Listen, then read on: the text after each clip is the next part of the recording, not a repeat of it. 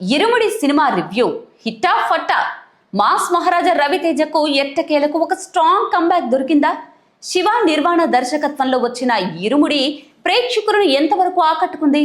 Mass action రవితేజకు భిన్నంగా ఈ సినిమాలో భక్తి, ఫ్యామిలీ ఎమోషన్స్ తో పాటు క్రైమ్ థ్రిల్లర్ ఎలిమెంట్స్ ను మిక్స్ చేశారు.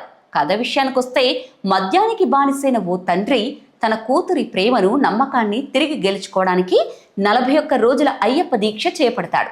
అదే సమయంలో గ్రామంలో ఆడపిల్లలకు సంబంధించిన ఓ షాకింగ్ క్రైమ్ బయటపడుతుంది. తన కుటుంబాన్ని కాపాడుకోవడం, ఆ సమస్యను ఎదుర్కోవడం మధ్య జరిగే పోరాటమే ఈ ఇరుముడి. ఫస్ట్ హాఫ్ నేచురల్ గా, ఎమోషనల్ గా సాగుతుంది. తండ్రి కూతురు సీన్స్ బాగా కనెక్ట్ అవుతాయి. అక్కడక్కడ స్లోగా అనిపించిన ఇంటర్వెల్ ట్విస్ట్ మాత్రం సినిమాపై ఆసక్తిని పెంచుతుంది.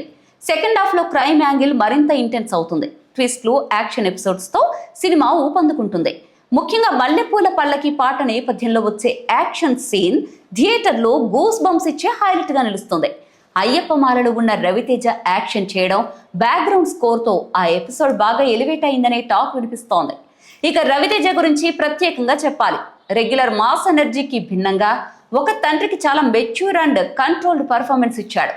బేబీ నక్షత్రతో ఆయన కెమిస్ట్రీ సినిమాకు ప్రధాన బలంగా నిలుస్తుంది. తండ్రి కూతురు మధ్య వచ్చే ఎమోషనల్ సీన్స్ ప్రేక్షకులను కదిలిస్తాయి. జీవి ప్రకాష్ కుమార్ అందించిన బ్యాక్గ్రౌండ్ స్కోర్, గ్రామీణ ప్రాంతాల విజువల్స్ కూడా సినిమాకు ప్లస్ పాయింట్స్. అయితే అక్కడక్కడ స్లో నేరేషన్, కొన్ని లాజిక్ మిస్టేక్స్, ట్విస్ట్ తర్వాత స్క్రీన్ ప్లే కాస్త వీక్ గా అనిపించడం మైనస్లుగా చెప్పొచ్చు. ఇక ఓవరాల్ గా చూస్తే ఇరుముడి పర్ఫెక్ట్ మూవీ కాకపోయినా రవితేజ నటన, తండ్రి కూతుర్ల emotion, thrilling elements, mass moments కోసం ఒక్కసారి అయితే థియేటర్లో చూడొచ్చు.